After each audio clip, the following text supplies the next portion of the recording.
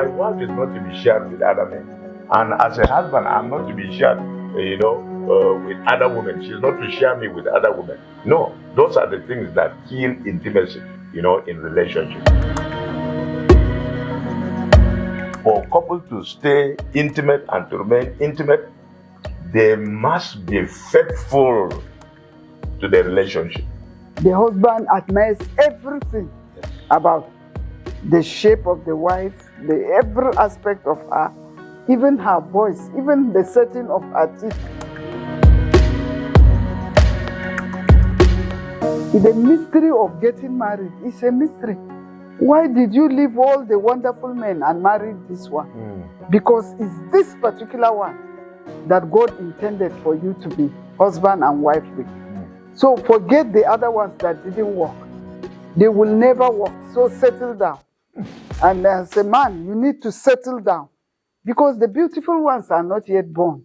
If you are looking out for every beautiful girl, then you will never settle. Because more beautiful ones will be born. But the beauty is not physical. The beauty is in the life and character of the wife and the husband. Do you see what this woman said? That I delight to sit in his shade. So he is a shade. He is a shade. There is security. There is security. She is not afraid to come near him. You know what the unfortunate thing now is that there are wives that when it is 8 o'clock, that she will go and wear jean trouser. She is going to bed, or not nightgown. No. That's when she will go and wear jean trouser. When a wife is not safe, when she doesn't feel safe and secured in the company of her husband, I tell you, she behaves in a manner that, because she's afraid, she doesn't know, if I come here, I don't know what she has collected from other places. Let him not come and infect me. And I think this is moving us to the physical intimacy. That is the point. Physical intimacy is coming into play here. So this woman delights to sit in her shade. Now, if you want to understand this particular one, then we need to look at Proverbs chapter 5, from verse 15 to 20, before we come back here. Before we look at 1 Corinthians. Before we look at 1 Corinthians. Let's look at Proverbs. Let's look at Proverbs chapter 5. Proverbs chapter 5. And then from verse 15. Drink water from your own system, running water from your own well.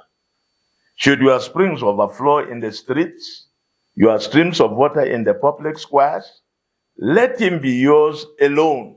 Let them be yours alone, never to be shared with strangers. May your fountain be blessed, and may you rejoice in the wife of your youth. A loving doe, a graceful deer, may her breast satisfy you always. May you ever be intoxicated with her love. Why, my son, be intoxicated with another man's wife? Why embrace the bosom of a wayward woman? For husband and wife, couple to experience intimacy, they must be faithful to each other. My wife is not to be shared with other men. And as a husband, I'm not to be shared, with other women. She's not to share me with other women. No, those are the things that kill intimacy, in relationship. For a couple to stay intimate and to remain intimate, they must be faithful to the relationship. They must be faithful to the relationship. So that, yes? Yes, from this text in Proverbs, it shows a relaxation, a freedom, which agrees with 1 Corinthians 7, verse 1 to 5. This is an area of problem because of our cultural inhibitions. A woman is not supposed to enjoy sex. She's not supposed to talk about it. It's a man's prerogative. That is not Bible. We're reading from the Bible here that let her breast satisfy him always. It means that he has liberty to explore. We're not talking of oral sex here.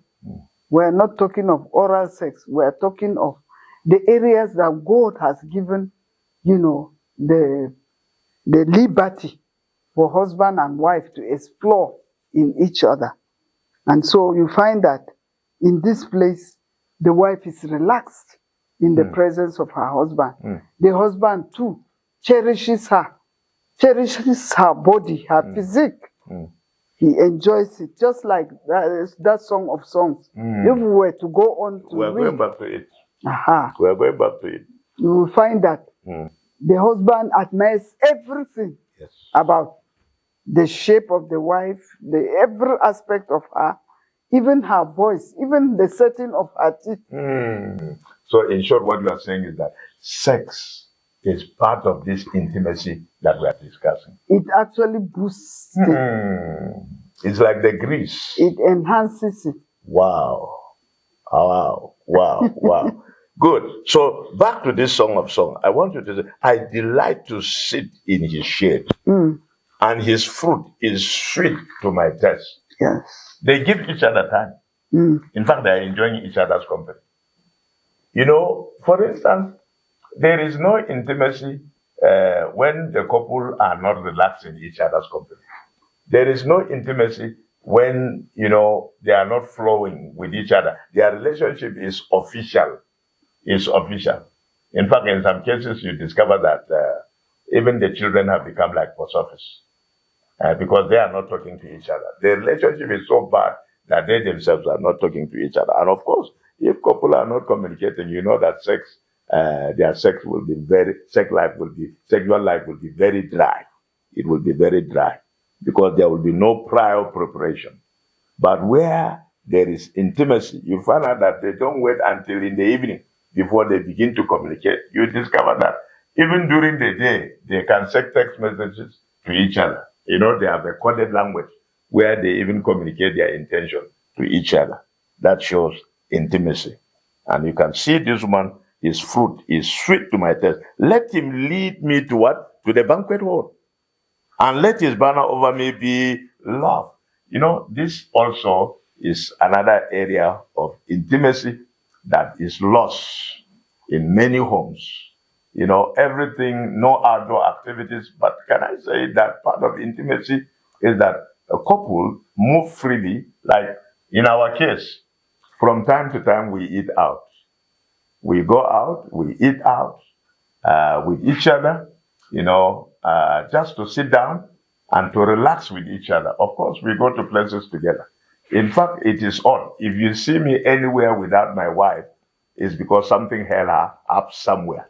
And if you see her anywhere without me, then it means that it is beyond our control. Otherwise, we are always together, even though we have two cars, but we use one car at a time. Of course, when we are still actively working, both of us, in the morning, the other person will drive to the office in his or her car. But once we come back, like weekends, and if after work, if we are going to places, it must always be together. That is part of our intimacy. But in this particular place, we see the wife said, let him lead me to what? To the banquet hall. Let him lead me out. It's not just inside. Take some time out. Couples should learn to stroll. I know that we used to, in the morning, very early in the morning, we used to go out to walk. We used to go out after our devotion. We'll go out and walk, and then we'll be communicating, sharing with each other, things that we didn't have opportunity to share. It is that time that we'll be sharing with each other. So we spend some time together like that. Now, look at what this lady says. He said we used to, which means we don't do now. We don't go out. It's not because there is something wrong, but because after the accident I had years back, the leg started hurting me. But we still do some indoor exercises. Every morning. And whenever we are going in the car, we are always sharing, talking, maybe sharing from our personal devotion or some new insights and so on. And I'm looking forward to the day that this leg will give way so that we'll go back to those times.